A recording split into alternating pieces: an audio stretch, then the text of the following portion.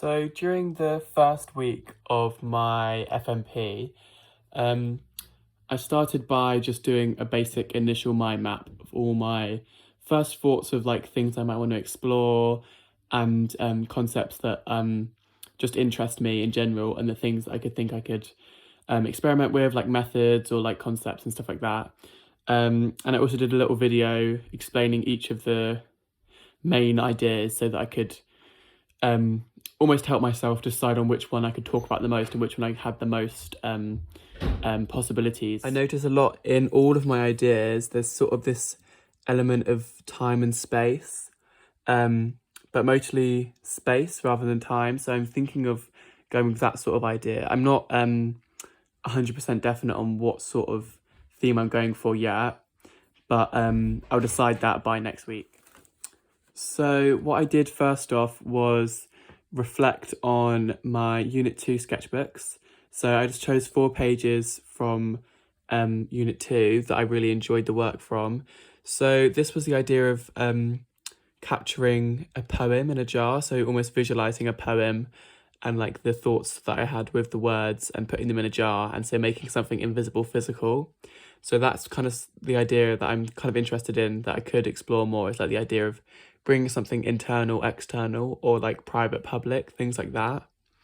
And then here I just really like my use of like found objects and sort of like journaling and like almost like Shinkolé, like just collecting and sort of collaging with found objects and making it look really like real.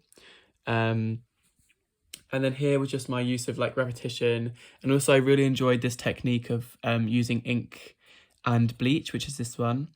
And I think that could be a cool thing to experiment with bleach, just to like explore that medium a bit more, because that was the only thing I did of that really. And then again, it's just that idea of like multimedia collage and the bit where I waxed these dried plant elements in. So it's like the idea of like sealing things into my artwork could be quite fun. And then I visited the Tate Modern Surrealist exhibition, which was really great. And that's what I've got.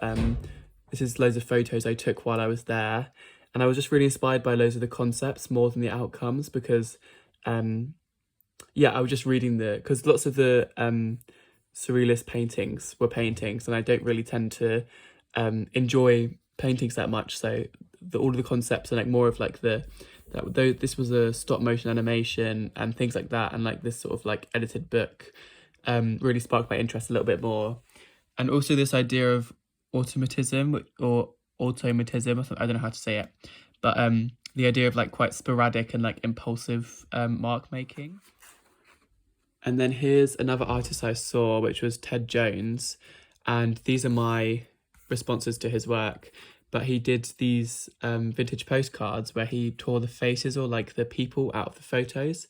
And I really like this idea. If I'm going to continue with the idea of like spaces capturing moments of yourself as you pass through them, like memories, this could be a really fun way to show the stolen memories, or like yeah, I just think it's like a really fun and sort of like effective and simple way of like showing these ideas I'm having. And then this was a charcoal drawing I did of the stop motion animation on the other page.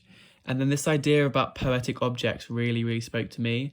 And the meaning kind of doesn't really correlate that well with the words poetic objects, but the phrase poetic objects just really stands out to me. And I think it could be something really fun that I could explore.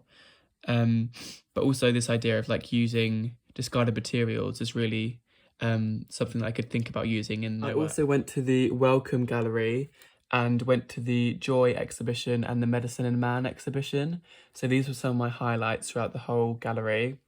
One of my favourites was the Family Portrait by Joy Labinjo, and that was just a photo that she had found in her loft, and she had painted it.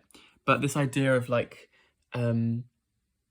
depicting family from old postcards and things like that could be really fun. And I was thinking about the idea of family and family in spaces, but I'm not sure if I'm going to continue with that. But I just thought it was like quite a nice fun thing to experiment with. So this is a Polaroid that I drew into with me and my friend Tara in it.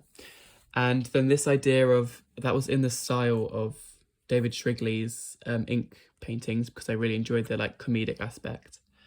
And then this was a art piece that I really spoke to me because of the ribbons, and all the ribbons had sort of like lines from like a poem in it, which I found really fun.